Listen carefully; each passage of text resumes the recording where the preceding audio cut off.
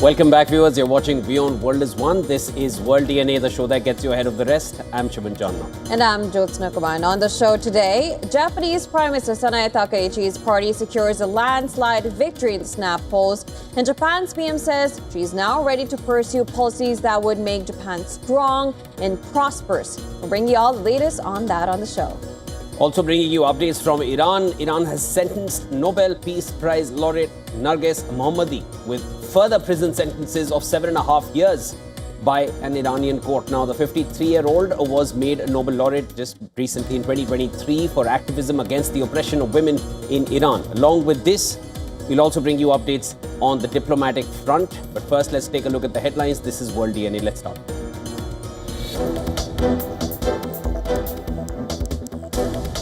Reports say Cuba is suspending jet fuel refueling for airlines for a month due to an energy crisis. Cuba is reeling from a U.S.-ordered halt in oil shipments from Venezuela.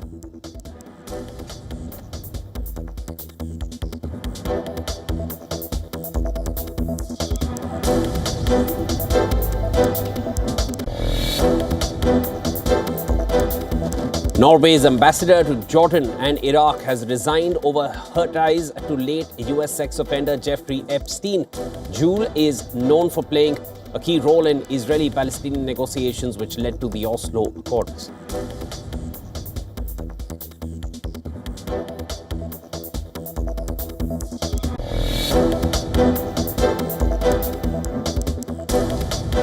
Israel Security Cabinet approves measures to deepen its control over the occupied West Bank. Hamas calls for a rebellion and urges Arab and Muslim states to cut ties with Israel.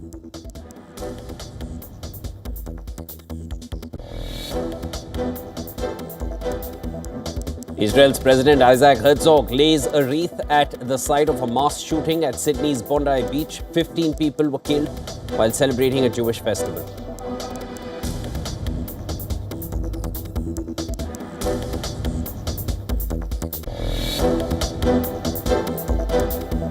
A Hong Kong court will sentence pro-democracy activist and media tycoon Jimmy Lai in his national security law trial today. Lai could be jailed for life.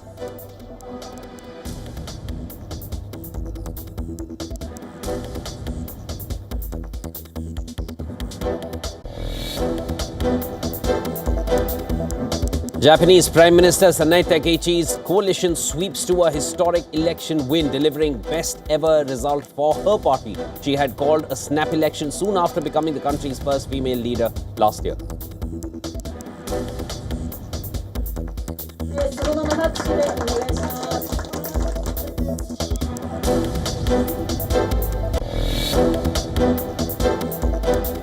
Thailand's Prime Minister has claimed victory in country's general election with preliminary vote counts putting his ruling Conservatives well ahead of rivals.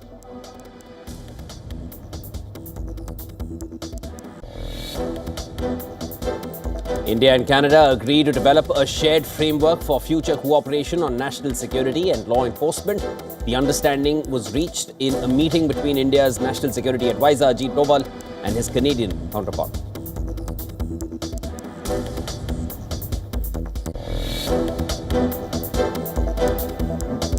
Elon Musk says his SpaceX has now shifted focus to building a self-growing city on the moon. He claims the mission could be achieved in less than 10 years.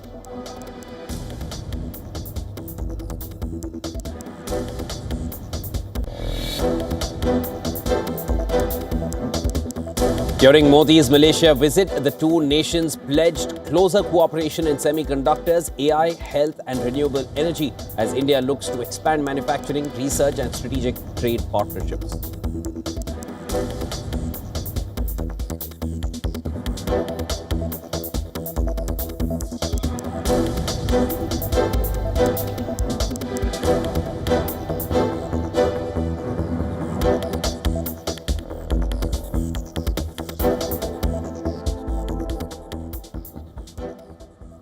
Now to our focus on World DNA today, Japan. Japan's first female Prime Minister, Takachi, and her party, they've secured a landslide victory in the snap elections. And of course, her Liberal Democratic Party, along with its coalition partner, is projected to win up to 328 of the 465 seats in Parliament's lower house. Now, that means a two-third majority, well above the 233 seats needed to reclaim majority it lost in 2024. The victory marks a significant development in the political landscape, with analysts pointing to strong voter support and potential implications for future policy and leadership. Indian Prime Minister Modi congratulated Takachi on her historic victory. In a post on social media, Modi praised close ties between India and Japan, saying that their special strategic and global partnership plays an important role in strengthening peace, stability, and prosperity in the world. He further added that the partnership would continue to strengthen under Takachi's leadership. Now, President Donald Trump also took to the Truth Social to praise her victory, saying it was an honor to endorse Takachi and her party and wish her great success. U.S. Treasury Secretary Scott Bessent hailed Takachi's victory and called her a great ally of the U.S. She also said that she also praised Takachi's ties with Trump, adding that when Japan is strong, U.S. is strong in Asia. The Japanese Prime Minister thanked Trump and said potential of Japan-U.S. alliance is limitless, adding that the two sides will work together to further strengthen their relationship or partnership. The 64-year-old became Japan's Prime Minister in October last year after winning leadership of Liberal Democratic Party. In just 4 months into her tenure, she called for snap elections. It was a big gamble for her, pledging to resign if her party failed to secure a majority. In her campaign, she promised to cut 8% sales tax on food and increase public spending to ease rising cost of living in Japan. She also adopted a firmer stance on China and pledged to raise defense budget to strengthen Japan's military capabilities.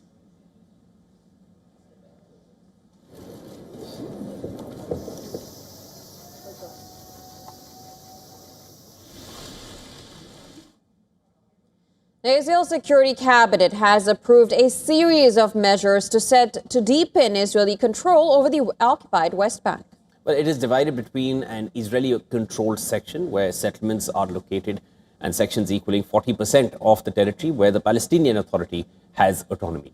The measures announced by Finance Minister Bezalel Smotrich and Defense Minister Israel Katz of Israel include the removal of decades-old regulations barring Jewish citizens from purchasing land in the occupied West Bank.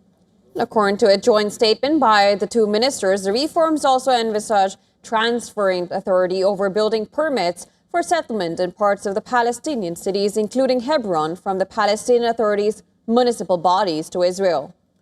Until now, construction changes in the city's Jewish community required approval from both the local municipality and Israeli authorities. Under the new arrangements, such changes would require Israeli authorization only. The measures would also allow Israeli authorities to administer certain religious sites, even when they are located in areas under Palestinian Authority control.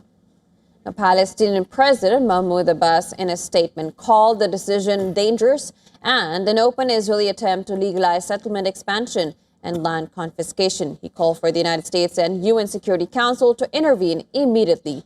Hamas urged Palestinians to intensify confrontation and demanded Arab and Muslim nations to cut ties with Israel in response. Excluding Israeli-annexed East Jerusalem, more than 500,000 Israelis live in settlements and outposts across the occupied West Bank, which are illegal under international law. Around 3 million Palestinians live in the territory. According to figures from Israel's security establishment, in January, 3 times more Palestinians were victims of terror attacks in the occupied West Bank than Jews.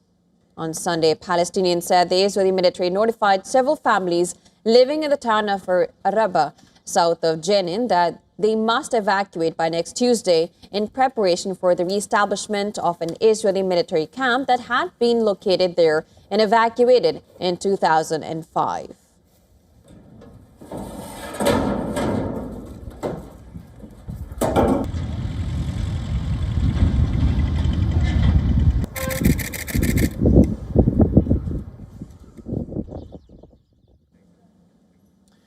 Israel, it has a set of demands for Iran as Prime Minister Netanyahu is ready to meet Trump in Washington.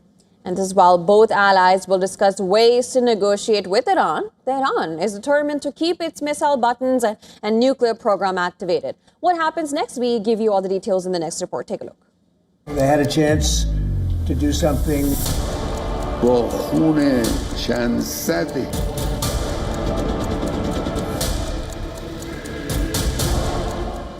West Asia is sitting on a volcano that may erupt at any moment.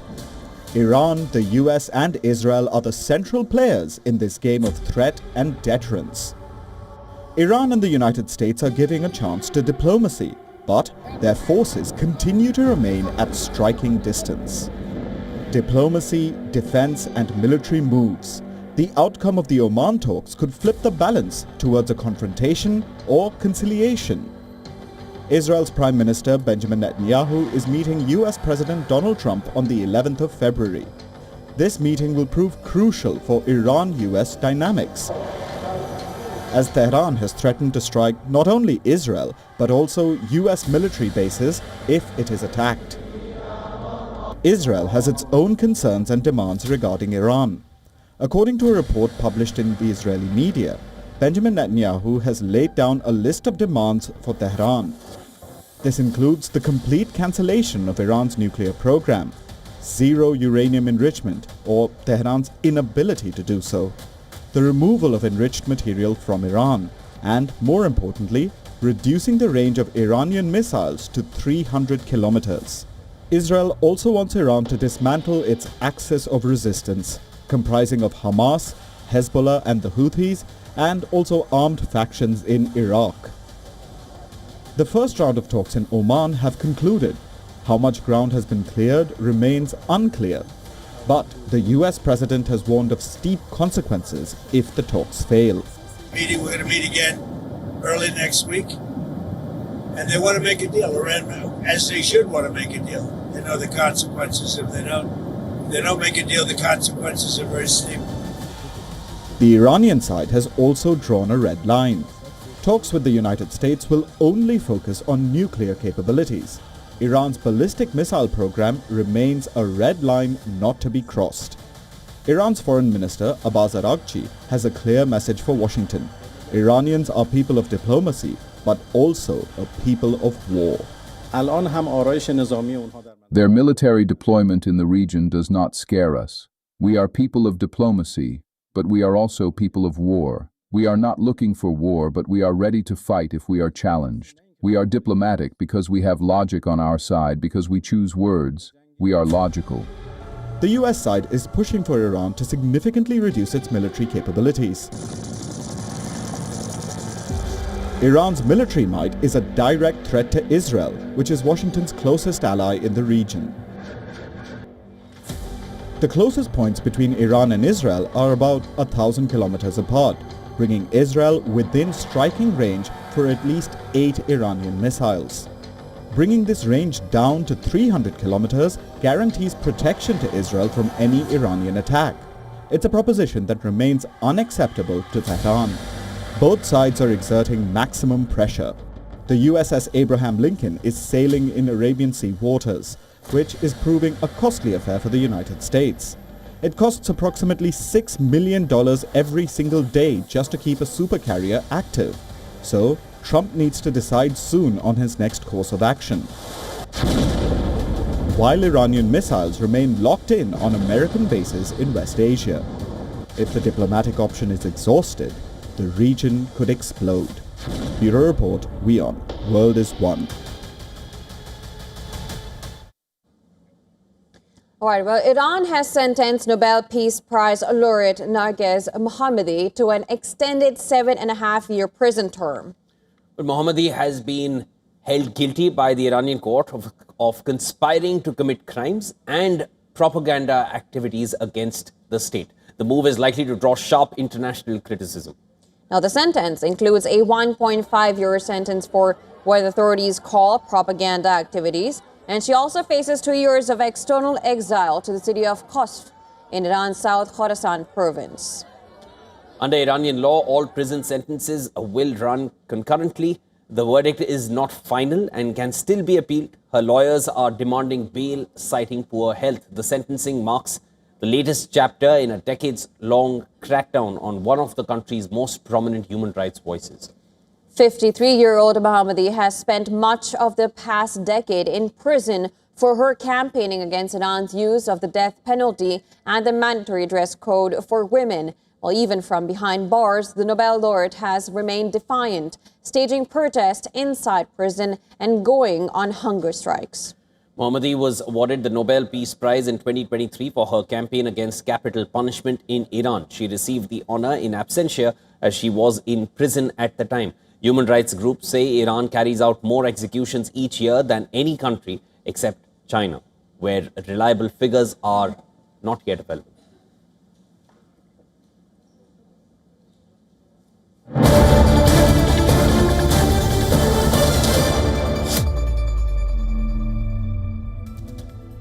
Big development coming in. A Hong Kong court has sentenced pro-democracy media mogul Jimmy Lai to 20 years in prison. Lai was sentenced following a high-profile trial that had found him guilty of national security crimes.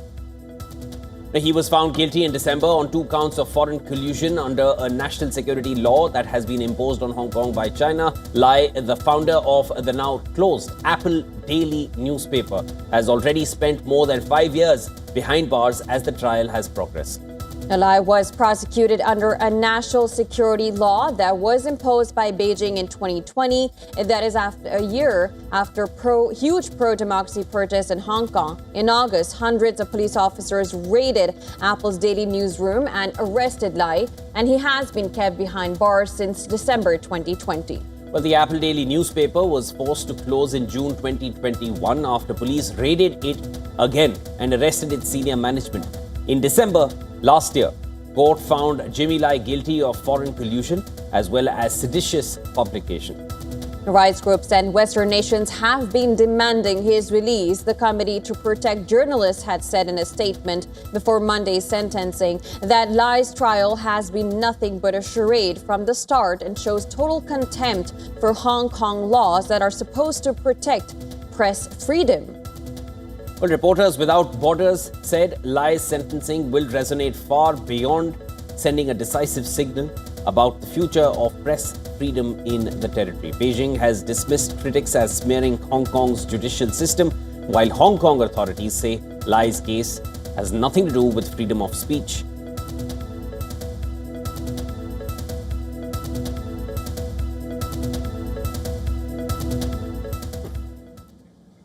All right, another global news. British Prime Minister Keir Starmer's Chief of Staff, Morgan McSweeney, has now resigned. His resignation comes as pressure intensifies on Starmer over his decision to appoint Peter Mandelson as the UK's ambassador to the United States.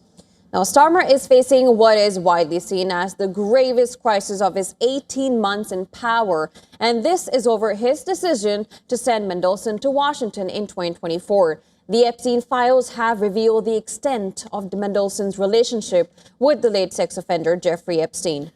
In a statement, McSweeney claimed responsibility for Mandelson's appointment, adding that he advised Starmer to make the decision, part of a huge tranche of Epstein files made public in the US, which revealed scandalous photos of Mandelson. Now, they also reveal that he had sent market-sensitive information to Epstein when he was the British government's business secretary during the 2008 financial crisis. Following the revelation, Starmer's government has promised to release its own emails and other documentation related to Mandelson's appointment. The government says that its documents will show that Mandelson misled officials. Starmer had fired Mandelson in September last year over his ties with Epstein. Now, Starmer apologized this week for, quote-unquote, having believed Mandelson's lies. And he said no one knew the depths of the darkness of the relationship between Mandelson and Epstein when the former was vetted for Britain's most important diplomatic post in 2024.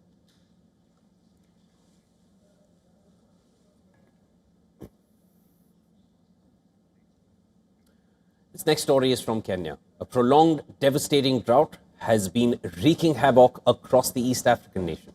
Now, the World Health Organization says that over 2 million Kenyans are at the risk of malnutrition and face an increased risk of disease outbreaks. The drought is no longer restricted to Kenya's arid northern counties, but it has spread across the nation, and the drought is causing widespread losses to agriculture workers. The animals that we have remaining are so emaciated, we do not know how we can revive them so that they can regain their weight. We've lost around 110 cattle, about 300 goats. They were the most affected. We have about 1,100 remaining now. Around 110 evil. The drought has also exacerbated another problem. It has led to a rapid increase in sandflies. Droughts, interspersed with periodic flooding, serve as an ideal breeding ground for sandflies, and their spread has led to a health crisis in Kenya. The country has seen a surge in cases of visceral leishmaniasis and the diseases also known as Kala Azar.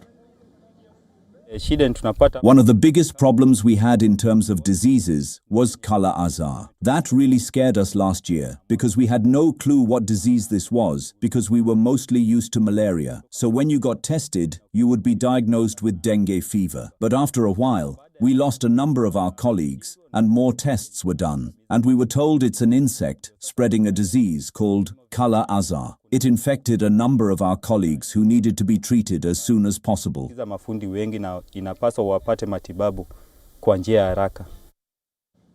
the number of Kala Azar cases in Kenya more than doubled between 2024 and 2025, and reports say that this disease has a 95% fatality rate if left untreated. It is often misdiagnosed as either malaria or dengue, which often prevents it from being treated in time. Even when properly diagnosed, the treatment cycle for Kala Azar can last 30 days and it involves daily injections and frequent blood transfusions. The cost of the treatment can go up to 100,000 Kenyan shillings, which is about $775 and that is without accounting for the cost of the medicine. The disease ends up devastating Kenya's poorest and most vulnerable communities. I thought I was dying. I was critically ill. I went to the pharmacy and paid 6,200 Kenya shillings, and they told me that I had malaria, that I had an infection in the blood, and that it was dengue fever. It was such a misfortune. It was worse than all the diseases they thought I had. Now, the outbreak of Kala Azar has been most severe in the counties of Turkana, Wajir, Marsabit, Mandera, and Samburu. At least 500 cases were detected in Wajir County alone. The Kenyan government has ordered fumigation campaigns and deployed mobile laboratories to treat people in remote regions. But the disease continues to spread and add more misery to Kenyans already reeling under drought.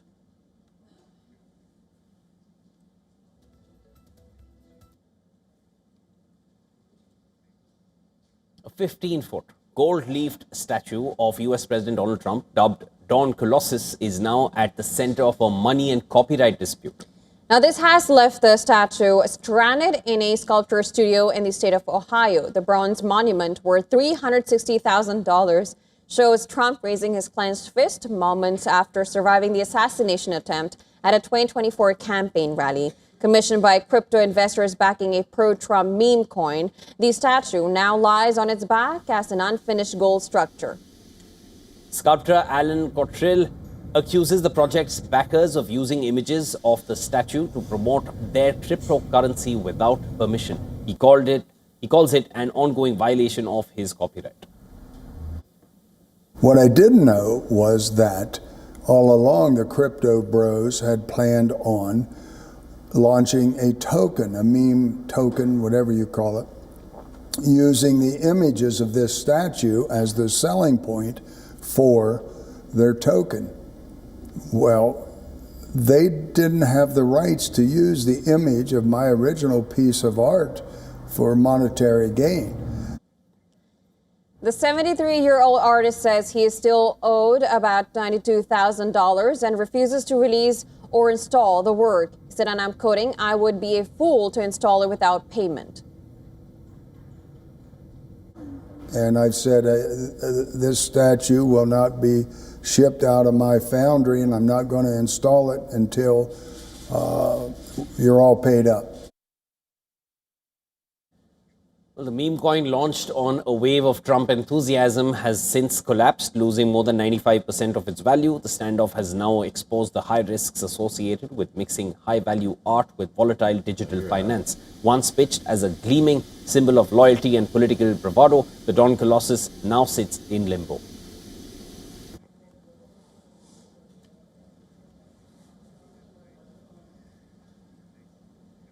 All right, it's time to slip into a very short break on World DNA. We'll be right back with more news and updates on the other side. Thailand's caretaker premier, Anutin Charnvirakul, has been preparing for coalition talks, and this follows a stunning election victory for his conservative Bhumjai Thai party. We'll get you all the details on the other side.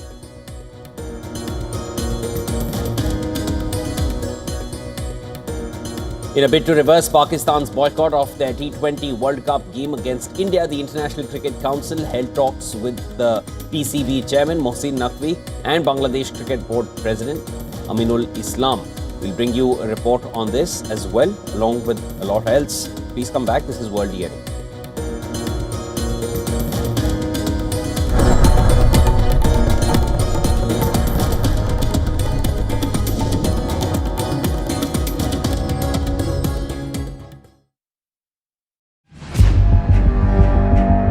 Where darkness hides behind every corner. Where the truth is stranger than fiction. A show that dives deep into the stories which shock and mystify. Unsolved murders. Psychopaths who defy explanation. International war crimes. And millions swindled in financial fraud. The victims, the accused, and the sinister plot. Prime Crime is your front row seat to darkness.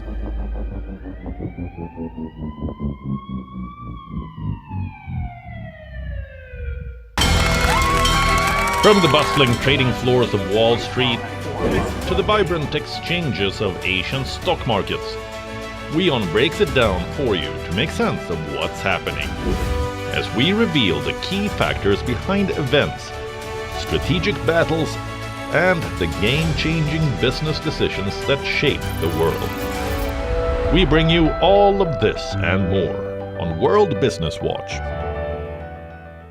WION, India's global voice, the channel that brings you the biggest stories from across the world through India's lens. Now available in more than 190 countries worldwide. Because we believe that the world is one. Watch us in Africa, Europe, USA and Canada, South America, Asia Pacific, Middle East and North African regions. Also available on these digital platforms across the world. WION. World is one.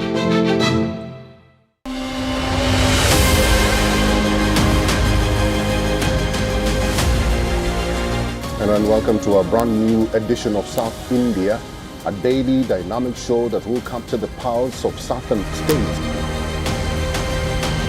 By blending the special stories, the breaking alerts, and the culture developments as well. From the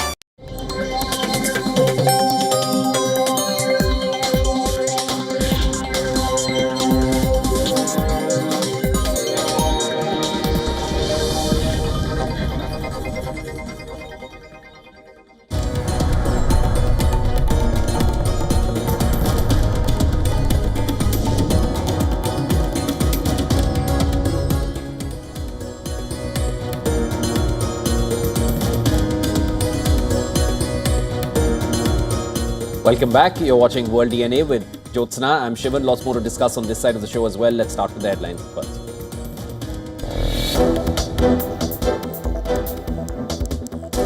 Reports say Cuba is suspending jet fuel refueling for airlines for a month due to an energy crisis. Cuba is reading from a U.S. order halt in oil shipments from Venezuela.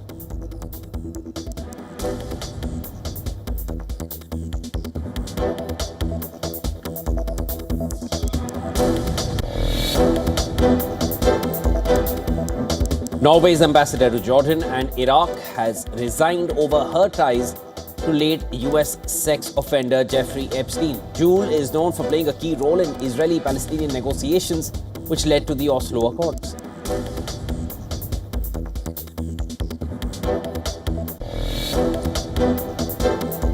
Israel's security cabinet approves measures to deepen its control over the occupied West Bank. Hamas calls for a rebellion and urges Arab and Muslim states to cut ties to Israel.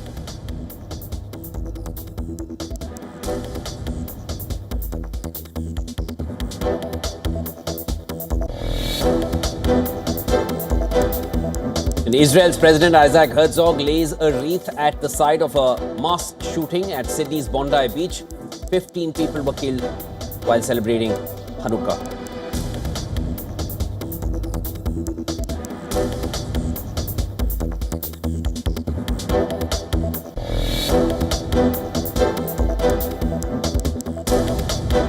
A Hong Kong court sentences pro-democracy activist and media tycoon Jimmy Lai in his national security law trial today for 20 years.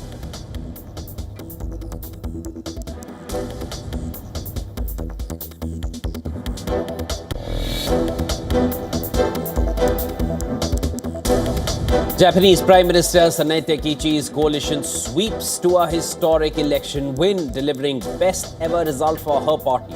She had called a snap election soon after becoming the country's first female leader in October last year.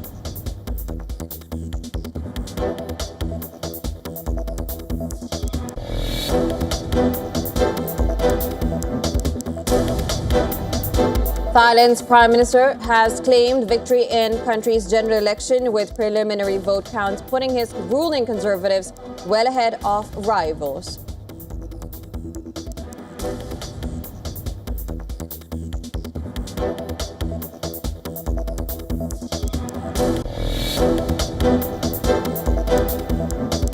India and Canada agreed to develop a shared framework for future cooperation on national security and law enforcement. And this understanding was reached in a meeting between India's National Security Advisor, Ajit Doval, and his Canadian counterpart.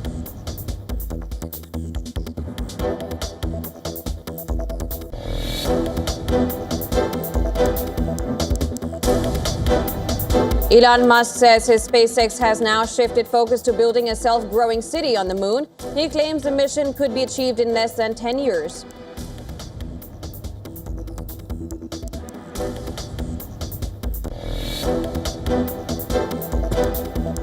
Japan's stock market hits a record high after Prime Minister Takachi's victory. The Nikkei 225 climbs around 5% to breach the 57,000 level, reflecting optimism over fiscal stimulus, corporate investment, and market-friendly leadership.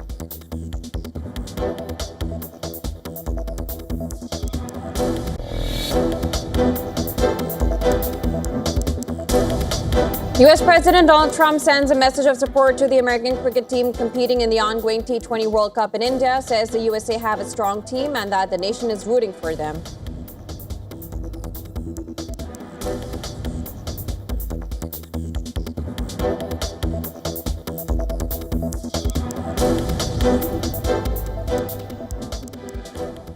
And Thailand's caretaker Premier Anutin Charnvirakul is preparing for coalition talks. Well, this follows a stunning election victory for his conservative Bhumjai Thai party. Listen to this. At this moment, our people have given us more than what we expected this morning. So we owe our voters a fortune, and we will only repay them by working at our utmost to bring all the good things to them and to our country. Bumtaitai was forecast by Channel 3 to have won almost 200 seats in Sunday's vote, well ahead of others, but short of an outright majority in the 500-member lower house. Now, the Progressive People's Party trailed a little above 100 seats, while jailed former Prime Minister Thaksin Shinawatра's Pheu Thai party came in third. Pheu Thai is seen as a likely coalition partner for Anutin, as they were allies until Bumtaitai pulled out over a scandal linked to the Cambodia border dispute. Anutin, who took office in September, however, declined to be drawn on potential coalition talks. He noted that election results remained unofficial. Now, the election was called in December after the coalition led by Anutin collapsed after just 3 months against a backdrop of slow economic growth and heightened nationalist sentiment.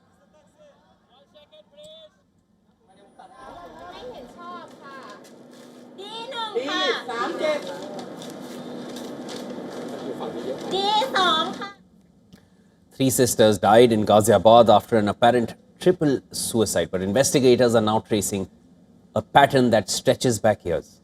The 16-year-old Anishka, 14-year-old Prachi and 12-year-old Paki died under mysterious circumstances. Inside their apartment, the police recovered a pocket diary and a suicide note addressed only to their father. Investigators say the deaths are being treated as a suicide, but the family's structure has emerged as a key dimension in the case. Police said that the sisters' father, Chetan Kumar, has 3 wives who are biological sisters. All of them have been living under the same roof with the children. They have, however, been unreachable since the tragedy. DCP Nimish Patil reportedly said that Kumar's former live-in partner also had a suspicious death. Reports indicate that there was no substantial investigation and the police had closed that case as suicide. And as a provident, yet another death case linked to Kumar has emerged. His father-in-law said that around 6 or 7 years ago, his 6th daughter visited Kumar's house for a birthday, and that was when she slipped and fell from a balcony, dying on the spot. Considering it an accident, the family had not filed a police complaint, and police say no direct connection between the cases have been established yet, but the history is now strongly being factored into the investigation. With 3 children dead, a past suicide on record, and another unexplained accidental fall in the family's history, the investigation is mapping the timeline and complex relationships. Forensic analysis of evidence is still underway.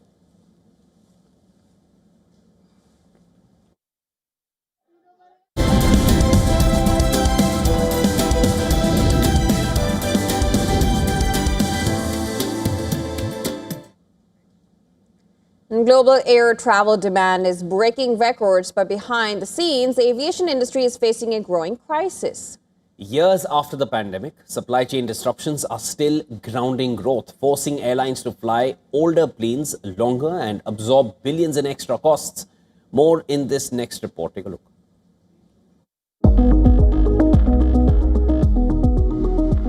Years after COVID-19 upended global aviation, supply chain chaos is fast becoming the industry's new norm. Airlines worldwide are grappling with delayed aircraft deliveries from Airbus and Boeing.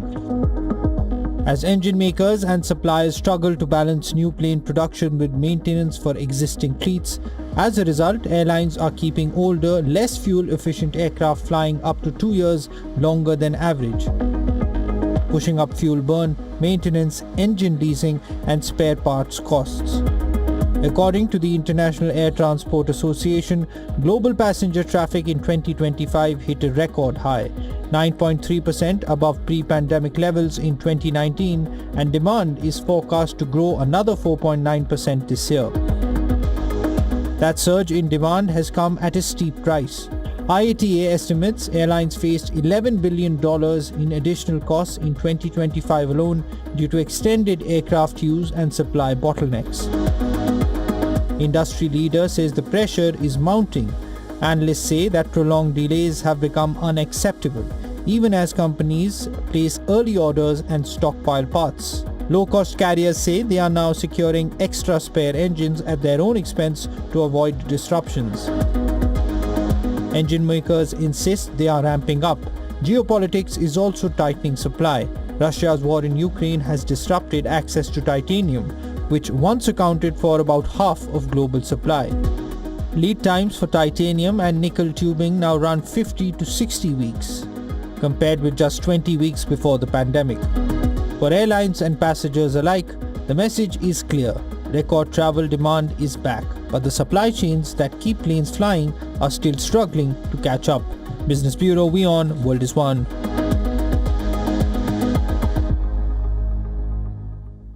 The carnival in Brazil is officially in full swing in Rio de Janeiro. And the drums are thundering through the streets as revelers dance, kicking off weeks of parades, parties, and samba celebrations that is set to draw millions of people. Here's a report on it. Take a look.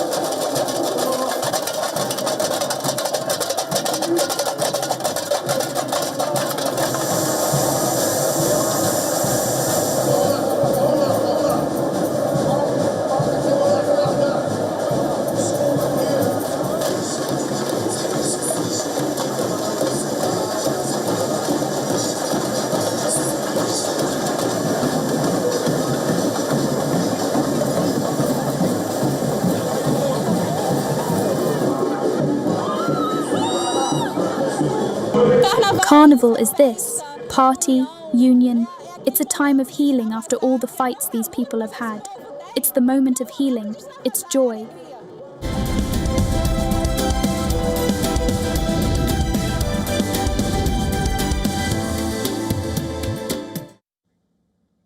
Now, breast cancer screening is entering a new era.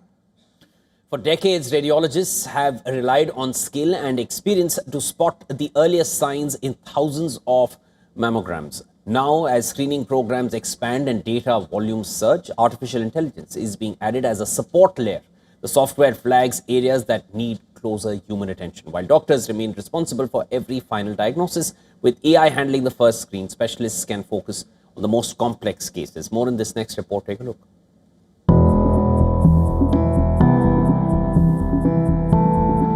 For decades, the efficacy of breast cancer screening has relied on a singular variable, the human eye. Radiologists scan mammograms for patterns often hidden in dense tissue clues that appear long before a patient feels a symptom. It is a process that requires significant time and high-level expertise. And as screening programs expand globally, the volume of data has begun to outpace the available workforce. In response, clinical environments are increasingly adopting artificial intelligence as a layer of triage. The software does not replace the physician. Rather, it flags specific coordinates on a scan for human review. It acts as a kind of second look, helping ensure we don't miss an anomaly.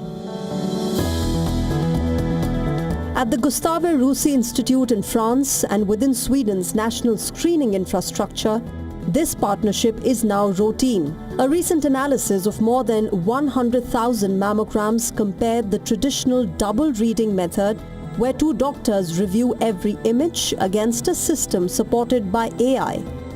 In the digital workflow, the algorithm analyzes the data first, highlighting areas that warrant closer inspection. The research aimed to determine if automation could improve detection rates without overwhelming the system with false alarms. In this model, accountability remains strictly human. The data showed that artificial intelligence support led to a measurable increase in cancer detection. This improvement did not correlate with an increase in false positives or unnecessary patient anxiety. The shift highlights a paradoxical reality of medical tech. Better tools often lead to more work, not less. While AI is adept at spotting subtle anomalies, it lacks the context to identify larger, more obvious pathologies that a human would recognize instantly. But essentially, if we relied entirely on AI without any human review, we would make serious diagnostic errors. For example, these programs are trained on databases that focus on detecting subtle anomalies, which is logical. But an AI system could miss a 5-centimeter cancer that a radiologist simply wouldn't overlook. As the number of patients grows, the role of the radiologist is shifting toward one of high-level verification. By filtering low-risk scans, AI allows specialists to focus their time on the most complex and critical cases.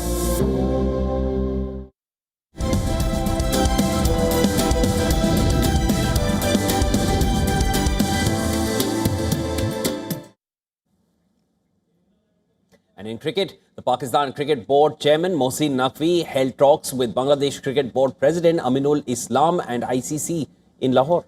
And this is as part of negotiations to reverse Pakistan's boycott of their T20 World Cup game against India on February 15th gather pace. Now, the ICC's deputy chair, Imran Khawaja, and another ICC director were part of the meeting. The BCB president's presence in Lahore for discussions with the ICC was seen as part of the PCB's ongoing show of solidarity following Bangladesh's removal from the T20 World Cup. Pakistan's Prime Minister Shehbaz Sharif cited the issue as one of the reasons his government ordered the national team not to play its scheduled match against India. The PCB has largely remained silent since the government's decision on the India fixture, and they are yet to send any official confirmation of a boycott to the world governing body. Meanwhile, the ICC has not issued a public statement beyond its initial acknowledgement that it was aware of the Pakistani government's decision last Sunday. Bangladesh was removed from the tournament after the team refused to travel to India due to security concerns. However, the request was not accepted by the ICC and they were subsequently replaced by Scotland. The Sri Lanka Cricket Board has also urged the PCB to reconsider their decision given how much financial harm it would do to the island nation. And this is due to the hit Sri Lanka's tourism industry would take with the match not taking place. According to the tournament schedule, the match is still slated to take place on the 15th of February in Colombo.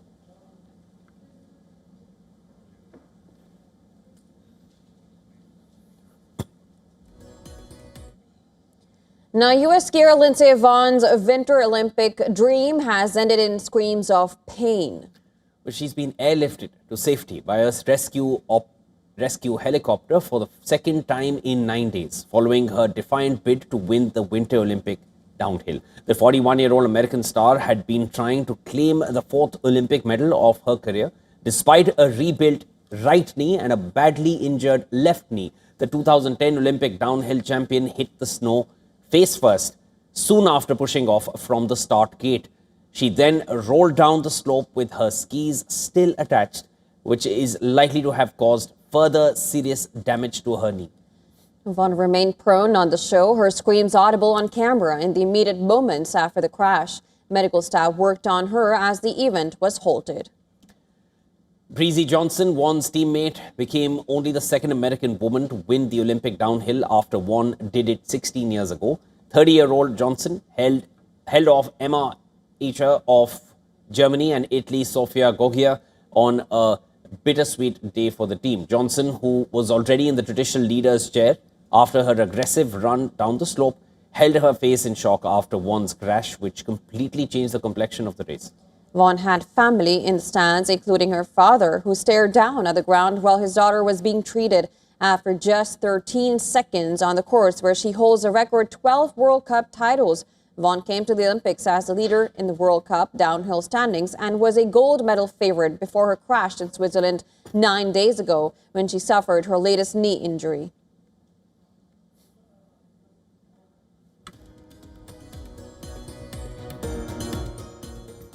Well, the 6th International Saharan Cultures Festival has opened in eastern Chad.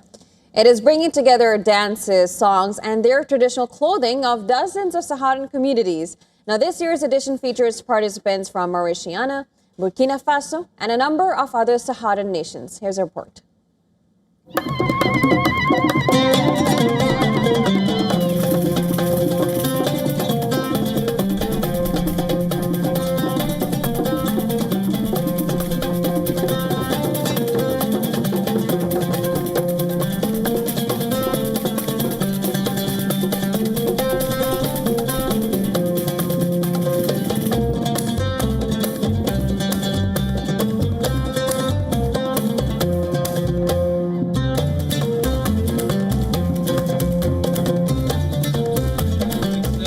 We came here to visit. Amjaras is like a village that belongs to all of us, and we also use this opportunity to consult and exchange among people from different cultures to help move the country forward. Our aim is also that the spectators, tourists and foreigners who came here to see us return home smiling.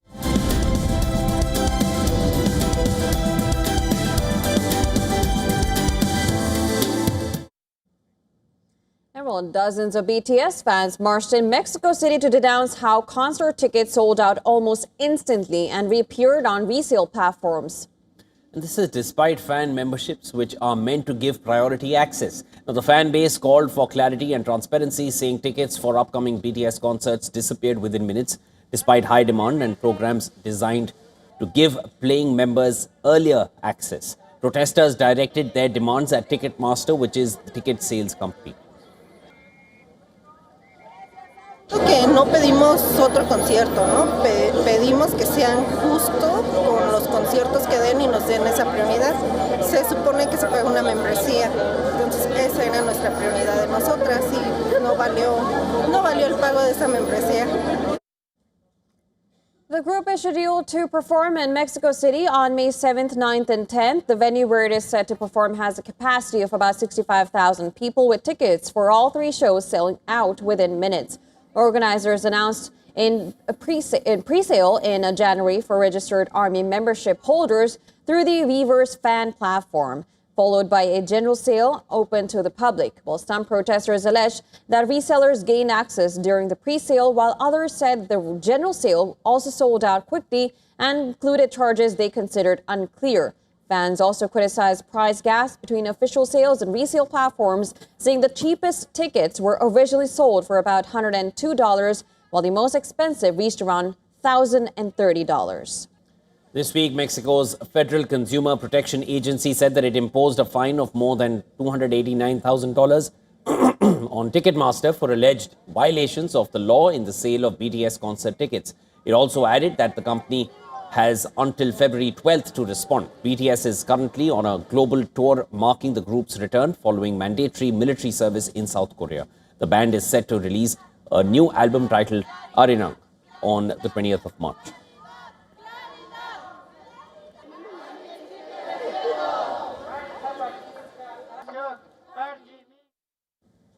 All right, we call a wrap to World Dinner for today, and we leave you with some climate stories that have been making headlines across the world. Thanks for tuning in. Keep watching WION World is Smart.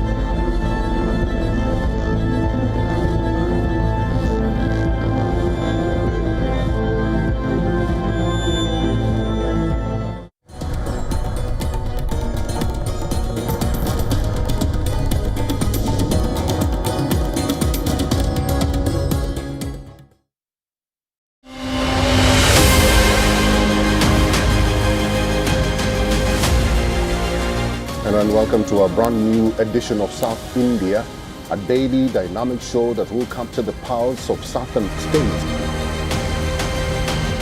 By blending the special stories, the breaking alerts, and the culture developments as well. From the 7 News.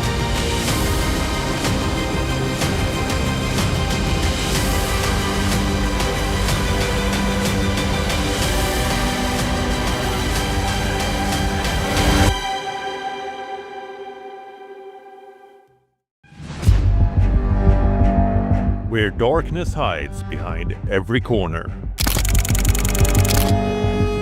where the truth is stranger than fiction. A show that dives deep into the stories which shock and mystify. Unsolved murders. Psychopaths who defy explanation. International war crimes. And millions swindled in financial fraud. The victims, the accused, and the sinister plot. Prime Crime is your front row seat to darkness.